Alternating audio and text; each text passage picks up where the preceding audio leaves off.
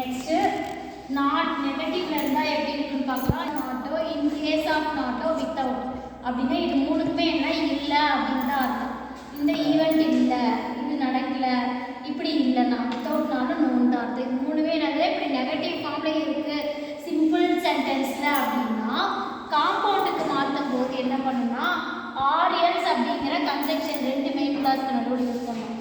அப்படி இல்லைன்னா மஸ்ட் அப்படிங்கிறத ஒரு மெயின் கிளாஸோட ஃபஸ்ட்டு மெயின் கிளாஸோட பிகினிங்கில் மஸ்ட்டு வெர்புக்கு முன்னாடியும் கன்ஜெக்ஷனாக ஆரையும் யூஸ் பண்ணலாம். அப்படி இல்லை அப்படின்னா அதர்வைஸ் அப்படிங்கிறத கன்ஜெக்ஷனாக யூஸ் பண்ணி பின்னாடி வர ஆக்சிலரி வெர்புக்கு அடுத்தது நாட்டு போட்டுக்கலாம். அப்படி இல்லை இப்போ காம்ப்ளெக்ஸ் சென்டென்ஸ், இப்போ காம்பவுண்ட் சென்டென்ஸ் ஓகே. இப்போ காம்ப்ளெக்ஸ் சென்டென்ஸ்னால் அன்லெஸ் போட்டுக்கலாம் நெகட்டிவ் ஃபார்முக்கு நாட்.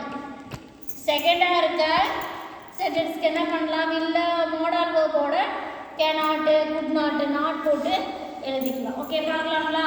இப்போ பாருங்கள், வித்தவுட் ஸ்டடியிங் ரெகுலர்லி நீ ரெகுலராக படிக்கலன்னா அப்படின்னு அர்த்தம். இப்போ வித்தவுட்னாலும் இல்லைன்னு தான் அர்த்தம். இந்த ஈவெண்ட் ஆஃப் நாட்னாலும் ரெகுலராக படிக்கல அப்படின்னு.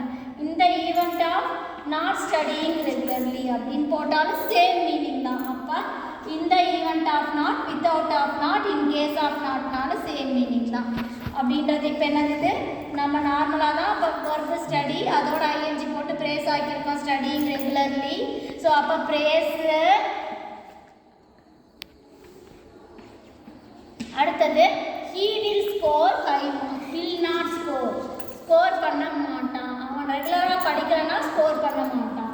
அதுதான் இதோட மீனிங். ஓகே நெக்ஸ்ட் இது காம்பவுண்டாக மாற்றணும் அப்படின்னா என்ன சொல்லியிருக்கேன், நம்ம நிறைய டைப் பார்க்கலான்னு சொல்லியிருக்கேன்.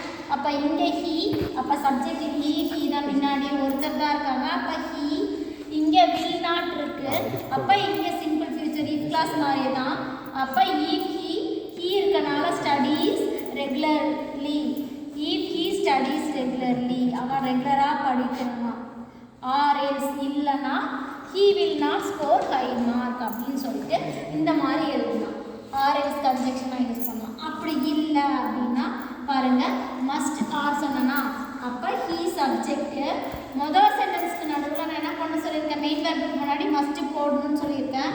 அப்போ he must study regularly அவன் ரெகுலராக படிக்கணும். ஆர் அப்படின்னா இல்லைன்னா, அல்லது he will not score high mark இல்லைன்னா அவன் ஹை மார்க் ஸ்கோர் பண்ண முடியாது அப்படின்னு அர்த்தம். Okay next unless. அன்லஸ் அப்படின்னு இப்போ காம்பவுண்ட் சென்டென்ஸ் ஓகே. காம்ப்ளெக்ஸில் என்ன மாற்றணும், அன்லஸ் போடணும், இல்லை ஈ போட்டு நாட் போடணும். அன்லஸ் அப்படின்னாலும் நெகட்டிவ் மீனிங் தான். அன்லஸ் ஹீ ஸ்டடீஸ் ரெகுலர்லி அவன் ரெகுலராக படிக்கலன்னா he will not score high mark அவன் ஹை மார்க் எடுக்க முடியாது. ஓகேவா? ஸோ இதுதான் நெகட்டிவ் ஃபார்மில் சிம்பிள் காம்பவுண்ட் காம்ப்ளெக்ஸ். இந்த event of not in case of not without not வந்ததுன்னா ஆர்எல்ஸ் அதர்வைஸ் அப்படிங்கிற கன்ஜெக்ஷன் யூஸ் பண்ணலாம். இல்லைனா ஃபஸ்ட்டு சென்டென்ஸில் மெயின் வெர்புக்கு முன்னாடி மஸ்ட்டு கன்ஜெக்ஷனாக ஆர் யூஸ் பண்ணி நம்ம காம்பவுண்ட் சென்டென்ஸ் எழுதலாம். காம்ப்ளெக்ஸாக மாற்றும் போது என்ன பண்ணணும், அன்லஸ் யூஸ் பண்ணலாம். ஸோ செகண்ட் மோடாலுக்கு முன்னாடி நெகட்டிவ் ஃபார்ம் போடணும், ஏன்னா அது நெகட்டிவ் அதனால நாட் போடணும்.